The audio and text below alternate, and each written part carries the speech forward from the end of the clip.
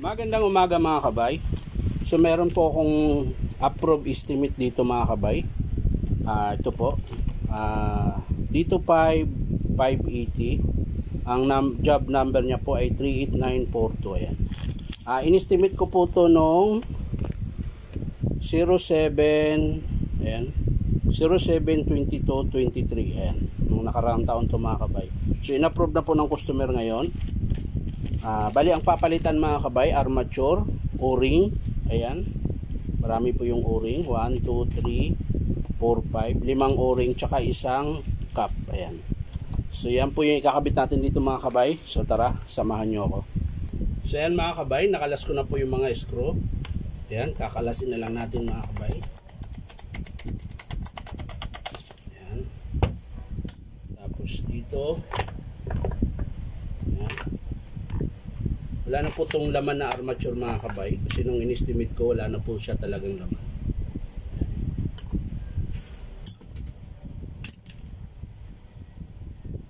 So yan, check lang natin yung kailangan ko palang kalasin ito mga kabay kasi yung bearing nandun. May bearing na yung armature mga kabay, so kailangan talagang kalasin din ito. Phillips screw yung humahawak mismo ng bearing mga kabay.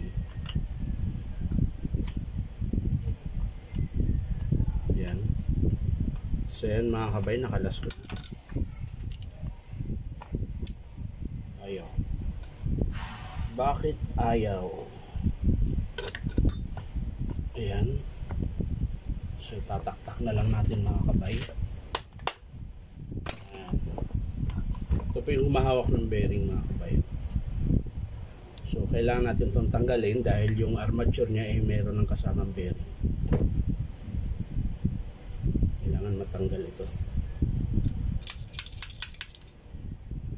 Kailangan matanggal ka.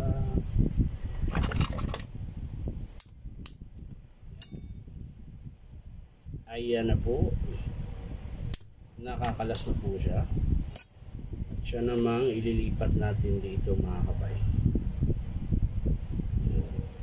Yung pagkabit po nito mga kabay, hindi po siya pwedeng mabaliktad dahil dito po yung screw. Ayan. Hindi siya pwedeng nakaganyan. Kailangan nakaganyan siya mga kabay. Ayan.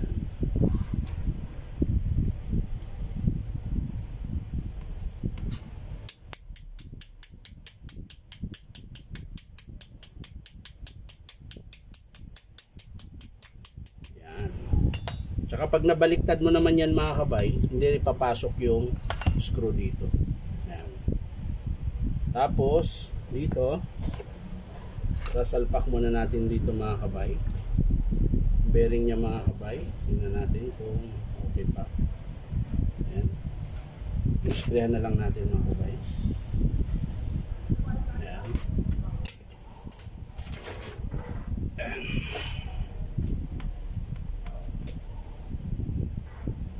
I-press natin ito mga kabay. So titingnan natin kung okay pa.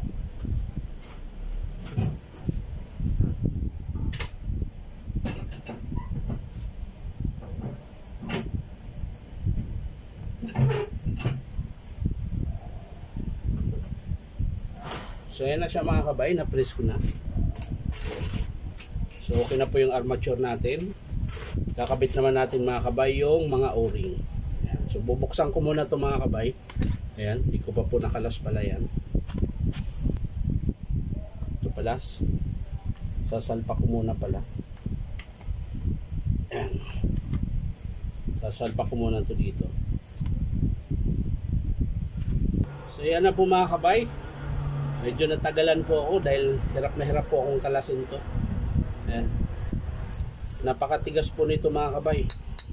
Bago nyo makalas, kailangan mo ng dobling tiyaga para makalas po ito. Ayan. So yan na mga kabay. Lalabas na natin yung striker. Ito muna. Ayan. bago yung striker. Ayan. So itong dalawang o-ring mga kabay, ayan, number 59. So yung number 60, ayan. So ito po yung sa piston tsaka striker. Dito po yan, tsaka dito. Ayan. Tapos yung dalawa naman, number 59, dito po yan sa loob. Nakakabit po yan sa cylinder. So yung number 60 muna ang ikakabit natin mga kabay. Piston muna tayo.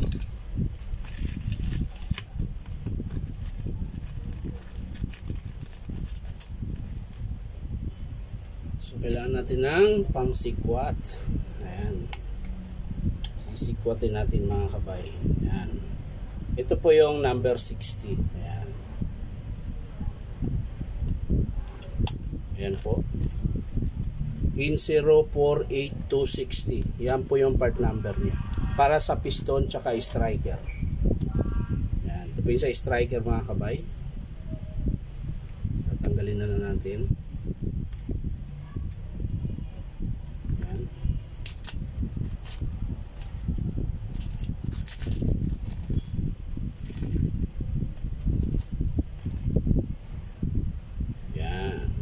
Okay na tayo dito sa piston. Ayan.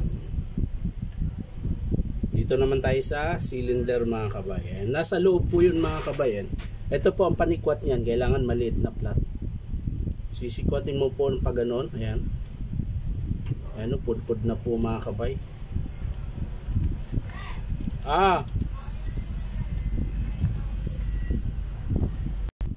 So yan mga kabay. Bali, ito po yung dahilan kung bakit papalitan ko yung dalawang o-ring na sa loob. Durog na po. Ayan. Hindi na po siya buo. Yung isa, ganun din po. Ayan po yung isa. Buo pa yung isa. Ayan o. Ayan. Tapos, lilinisin muna natin mga kabay bago natin ilagay. Ayan. Yung isang o-ring mga kabay, durog na talaga.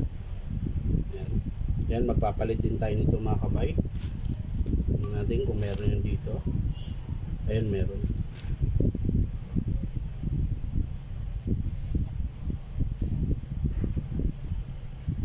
So yan mga kabay, lalagay na natin yung dalawang o-ring. Ito.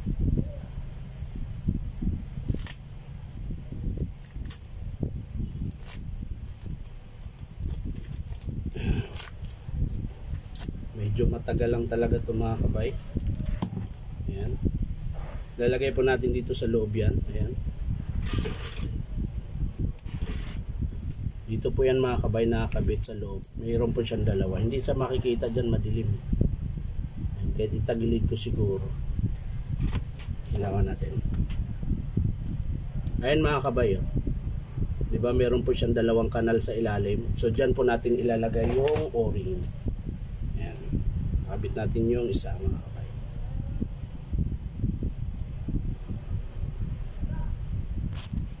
So ayan mga kabay, nakabit ko na po yung o-ring. Ayan, nalagyan ko na po siya ng grasa. Ayan, dito rin po. So kakabit na natin yung striker mga kabay. Ayan.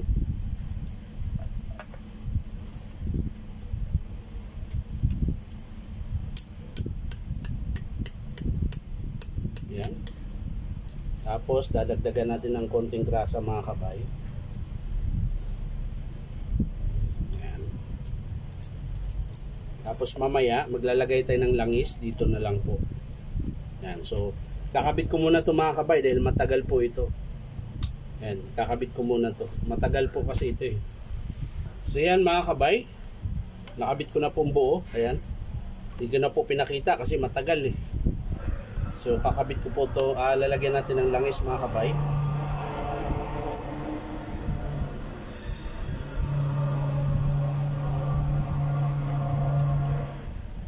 So yan, sasara natin mga kabay.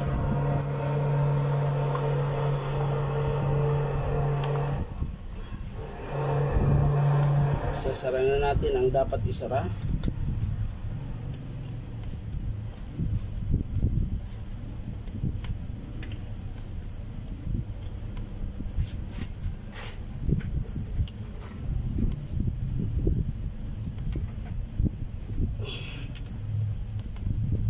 Yan.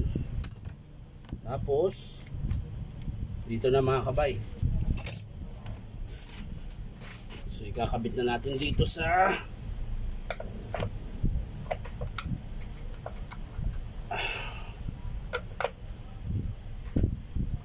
masok ko na, Brad. Yan.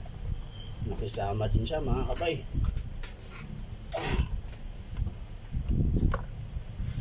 So yan mga kabay, plaster lang natin maigi, tapos saka natin ikabit yung allen screw.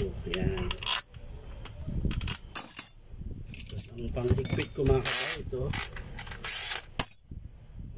bali ginawa ko lang ito mga kabay, improvise lang, winilding ko lang para mahaba siya.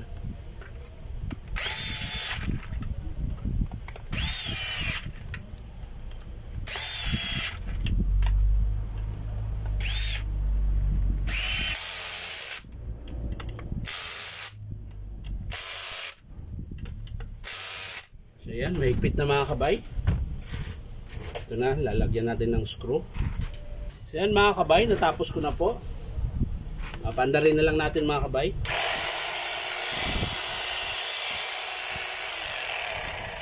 Tapos, titesting natin yung chipping niya kung malakas.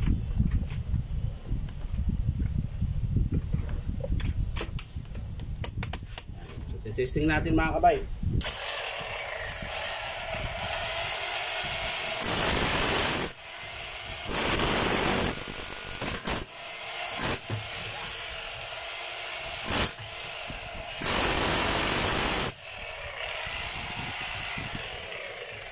So yan mga kabay, malakas na po yung hammer niya. So tapos na ang ating gawa. So susunod naman tayo mga kabay. So maraming salamat mga kabay sa panonood at pa-like and share na rin po. Maraming salamat. Bye bye.